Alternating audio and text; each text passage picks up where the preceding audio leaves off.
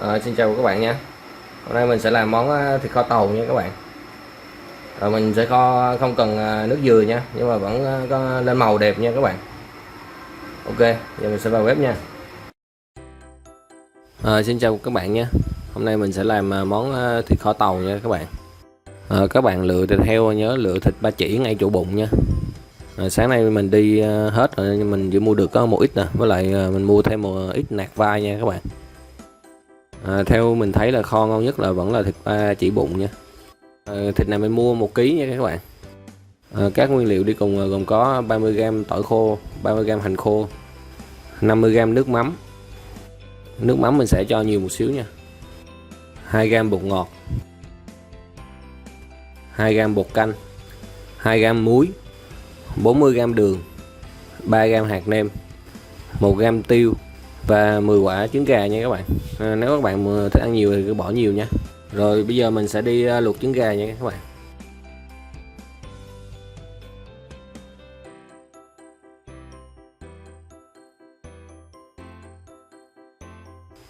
Trứng chín giờ mình vớt ra tô nước lạnh nha các bạn.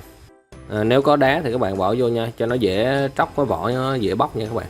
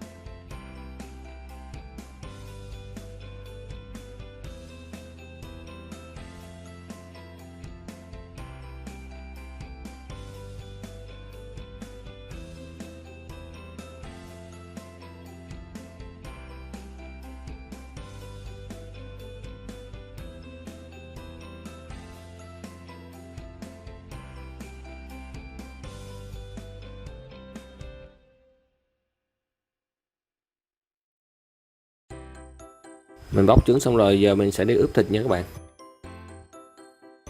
Hành khô và tỏi khô mình sẽ giã nhỏ ra nha.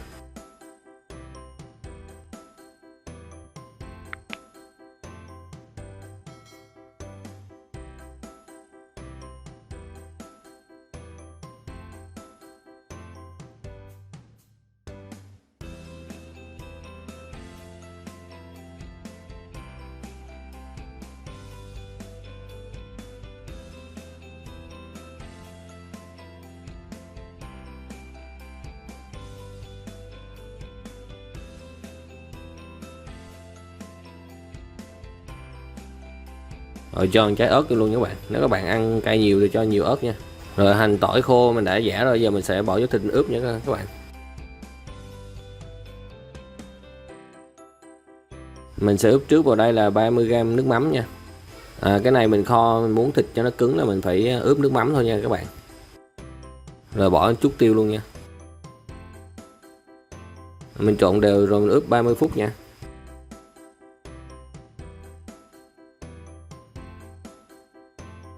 Rồi giờ mình sẽ đi thắng cái màu đường nha các bạn. Bỏ 3 muỗng canh dầu ăn vào nha. Cho khoảng 3 muỗng canh đường luôn nha.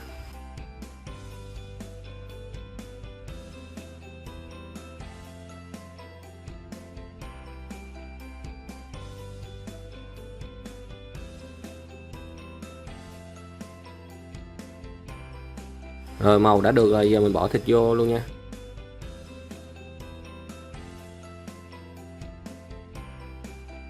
Mình trộn đều luôn nha.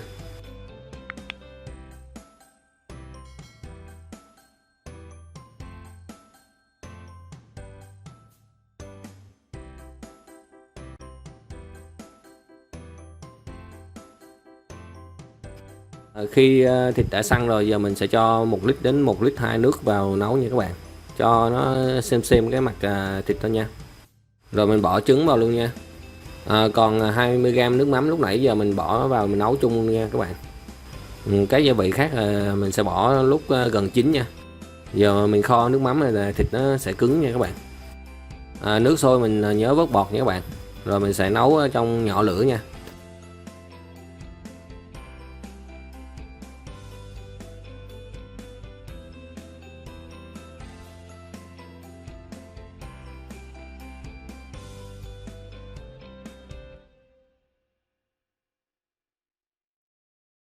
Lâu lâu các bạn nhớ chở thịt cho nó thấm nha.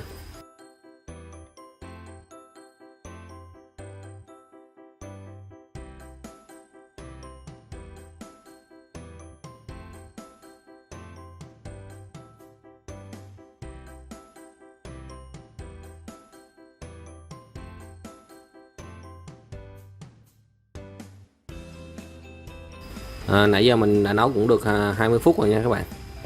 Nhớ xiên chở thịt cho nó thấm đều nha.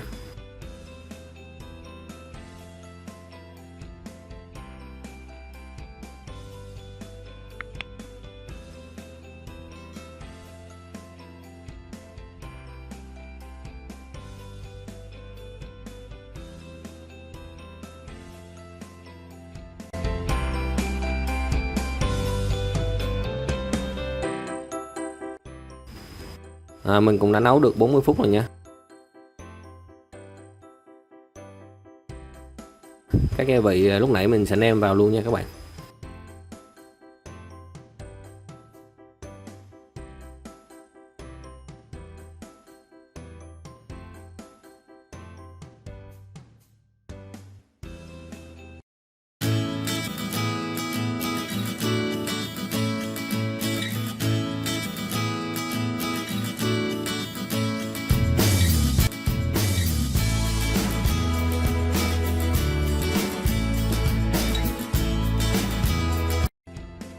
Mình nấu cũng được 1 tiếng rồi nha các bạn. Vậy là chín rồi nha. Giờ mình sẽ tắt bếp và bày ra đĩa nha. Cái miếng thịt bên ngoài nhìn nó cứng vậy nha các bạn, nhưng ở bên trong mà nó rất là mềm nha. Để mình vẽ ra cho các bạn xem luôn nha. Nhìn miếng thịt lên màu đẹp chưa các bạn. Giờ mình sẽ tách cái trứng ra cho các bạn xem luôn nha. Cái trứng nó cũng cứng luôn nha các bạn.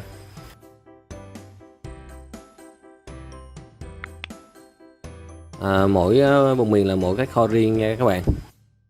Mình thích kho kiểu cứng cứng như này á, nên mình chỉ kho với nước mắm thôi nha các bạn. Nếu các bạn mà muốn kho như mình thì cứ theo công thức của mình nha.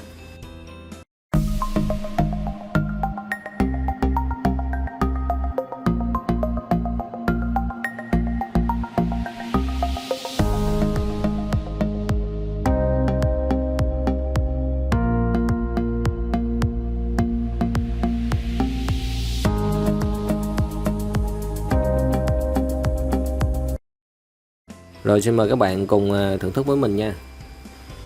Rồi cho một ít thịt, một ít trứng để mình kiếm thêm một chút xíu mỡ nha các bạn. Mình thì thích ăn thịt kèm với mỡ nha. Chứ ăn thịt không nó nhanh ngán lắm nha các bạn, với lại nó bị khô nữa. Rồi cho chút xíu nước sốt luôn nha.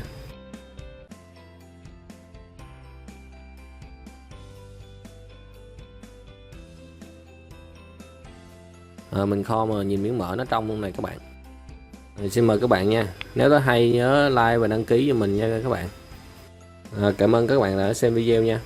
Xin chào các bạn nha.